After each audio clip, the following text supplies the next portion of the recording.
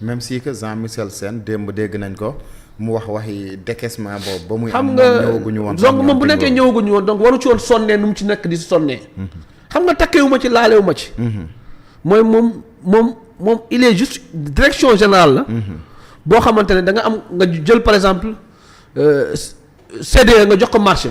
donc yow waroon bu ñu nee marché bi dafa tardé du yow yaa war a def conférence de presse ki moom CDE wala ku moom CSE moo war a taxaw def conférence de presse. ku yor marché bi parce que yow doo exécutant yow juste genre contrôleur nga. pour man bu ñu gisee mu jaral ko coono boobu yëpp ça veut dire que am na loo xamante ne leerul. te du Jean-Michel Sène moo koy leeral. te du presse bi lañ koy leeral pour man aujourd'hui c'est la justice aujourd'hui mu war a leeral mbir mi léegi nag fekk ne def nañ décaissement bi doomu espagnol bi xam ne nguur gu bees ñëw na mu génnee Sénégalais moom mu jël marché bi ça veut dire que seulement y a une partie qui se sent lésée mooy la ñoom ñaar ñoo ko bokkoon pour liggéey ko parce que kële moo yor wàllu matériel bi espagnol bi mooy livrer matériel kële moo yor wàllu sur le terrain moo koy implanté léegi ñoom bu ñu ñëwee pour des problèmes personnels ñu génnee sénégalais bi dooleel espagnol bi léegi nag pour man dama jàpp ne nguur guy wax ne dama gëm sama doomu réew dama gëm souverainisme doo génnee nit ku ñuul ngeen baal ma même bu nekkee c'est pas de racisme mais souverainisme mooy sama doomu réew mooy doo génnee sa doomu réew indi ab tubaab léegi indi nañ tubaab bi génnee nañ kële léegi pour man lu ñu doon xaar mooy je pense sénégalais bi attaqué na leen ci wàllu justice marché bi. effectivement dem ak ñoom ARCOP convoqué leen mais leerewul ba léegi ARCOP parce que gis nañu saa yi ñu convoqué Azer ARCOP demul woon. tubaab bi aussi tamit gisuñu ko man li may laaj mooy ci 2 ans. ci marché 91 milliards ñi ñuy wax 42 villages la ñu électrifié. est-ce que yow tiitoo Thierno te ñu ne phase test lañ toll. ak 37 milliards dañoo mën a testé 37 milliards ci 91 milliards. pratiquement 40%. ñu ne phase test lañ toll. te beneen bi mooy Jean-Michel Sène yow nee nga encaissé woo xaalis bi. jotoo xaalis bi. gisoo xaalis bi mais yow loo ci sonn ba ci def conférence de presse. kon ñi koy war a liggéey muy Aéroport Espagne ana espagnol bi donc question yooyu la ñuy laaj mooy ana espagnol bi léegi nag yow saa ñu tuddee. Azer 37 milliards rek. yow nga tëb. pour man donc parce que man bu nekkee man takkee wu ma ko fekkee wu ma décaissement laalee ma ci. parce que dafa jàpp ne moom la gaañ di accuser. non dama ne xam nga qui se justifie s'accuse. yow nee nga takkee woo ci nee nga fekkee woo décaissement. marché bi fu mu toll yow yaay wax fu mu toll. yaa ñu wax 42 villages la mais yooyu dem yaay génn di wax surfacturation. toujours boo génnee yow yaay attaqué le sénégalais. di justifier lu tax nga génne ko ci marché bi. mais yow waroo génne kenn ci marché amoo ci droit. marché dafa am parce que Sénégal dafa am ci lu mu tënku ça c'est de mais juridiquement mënoo génne kenn beneen bi mooy aussi Jean-Michel Sène du moom moo war a wax surfacturation. parce que dañoo am ay bànqaas yu fi nekk am na des marché bi dafa jaar DCMP dafa jaar ARCOP te ay fonctionnaires ñoo fa nekk ñi jiitu moom Jean-Michel Sène ci liggéey bi ëpp ko xam-xam. kon d'accord ak moom ci ba muy wax ki fi nekkoon dafa def ay d'accord ma ci démarche am parce que laaj ñu ko surfacturation li ñu ko laaj mooy marché bi fu mu toll. ñaata village lañ édifié beneen bi mooy tey boo gisee nu muy waxee mooy y a 1 an en arrière. waxeewul woon ni dafa ne woon projet baa ngi dox. ñu ngi taal te ñun ne woon nañ leen lu ngeen di taal loolu bokkul ci projet bi ñun lu ñu fi def ngeen nekk di taal. donc ça veut dire que Jean-Michel Sène démb ci conférence de presse jox na raison mooy village yu mu taal yëpp ñëw di taal yëpp di tàcc yëpp. mooy c'est le président Macky Sall ak régime am ñoo ko fi def. mooy ñoom defaguñ fi dara nee na nag 42 villages pour man démb ce qu'on attendait de lui.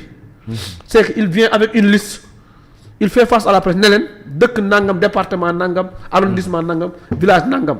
dëkk nangam arrondissement village nangam région nangam comprendre joxe. léegi maintenant s'il s'agit question d'ordre de surfacturation ou bien d'ordre yooyu. marché mënut am surfacturation man Omar Sow gëw moom marché mu am surfacturation parce que marché bu nekkee appel d'offre libre la. ay proposition de prix la mooy 10 ans dañuy xool ku ci gën a yomb la ñu jël ko. kon bu ñu gëmloo ay appel ay di ñu wane ay bâtiment nañu ay 91 millions la. il faut qu'on arrête un peu ñu bàyyi populisme bi. wax sénégalais yi ne. marché bi 91 milliards la tubaab bi ak sénégalais bi ñoo ko doon liggéey ñi génnee sénégalais bi indi tubaab bi. ci tubaab bi jël 37 milliards yi. ba léegi gisuñu 37 milliards yi lu mu ci liggéey loolu la leen laaj. léegi nag il est temps dans le cadre du jub jubal dans le cadre de la transparence que question yi mel ni Thierno Alassane Sall a porté plainte. parce que tey ñoom même le régime de Pastef ñoom ils ont intérêt que mbir mi mu leer. dama ne gis nga bu leereewul fii Jean-Michel Sy il est jeune sama rakk la. sama rakk la de très loin. li ma koy conseillé mooy lii moom il a intérêt que mu leer parce que les hommes passent mais l'État reste et demeure. Et ce projet là qu'il pleuve ou qu'il neige dina mës a leer. nañ. waxuñu ko nag moo def waxuñu ko demul dañoo ne rek. pourquoi il s'agite pourquoi muy mer. pourquoi muy tëb. yow direction lañ la dénk état. pour nga suivre chantier yi. chantier bu tardé wala chantier bu ñu gis ne am na détournement yow waroo cee mer. ndaxte yow moo société bi. jàpp ne maintenant boo amul loolu nag man c'est le comportement de Jean-Michel Sène man moo ma def cas. mooy c'est pas Azer qui fait le marché c'est aéroport Espagne. ak aéroport Sénégal génnee nañu aéroport Sénégal espagnol bi anamu. espagnol bi ana ñu koy waxal. position am daal moo la jaaxal. ana espagnol bi loolu lay ana xoos xaw ma xoos la tudd ana woo. comprendre nga. waaw ñu koy laaj bari na lool. ana espagnol bu déggul olof am na ñu koy liggéeyal ana ñu. du Jean-Michel Sène il doit savoir que moom du porte-parole aéroport Espagne. Azer la bokk. te Azer Sénégal la ko moom. donc moom askan bi la fi toogal. maintenant ay surfacturation moom du ingénieur du nangam c'est pas à lui de tirer conclusion moom bokkul te man lu ma gën a beneen bi aussi. gis naa ko dem mu fay wax ay marché Intermac. mais Thierno boo gisee da nga xam ne acharnement la parce que Intermac. Seydou Kane moo ko gagné moom mi gagné aéroport Sénégal bi donc maintenant ce n'est plus marché Azer. mais Intermac. non mais mu ngi ci Intermac donc ça veut dire que c'est la personne qu'il vise. Donc maintenant ça devient une raison personnelle parce que moom il n'est pas le directeur de l'agriculture il n'est pas le ministre de l'agriculture il n'est pas le directeur de l'équipement rural. Il n'est pas le DCMP il n'est pas ARCOP. Pour man j'ai vu qu'il est un peu il est très agité. Et je ne sais pas il a peur de quoi mais na xam ne nit ñi visé wuñ ko. nit ñi dañ ko laal rek joxe nañ 37 milliards Espagne banque bi joxe na 37 milliards.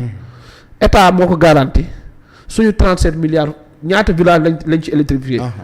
waxuñu Fass Test ñaata village parce que ci 1600 villages. je pense que 37 villages bu ñu joxoon ci 1600 tey waroon nañu def les 600. mais on nous parle de 42 villages test donc ça veut dire qu'il y a problème et d'où le procureur pôle financier.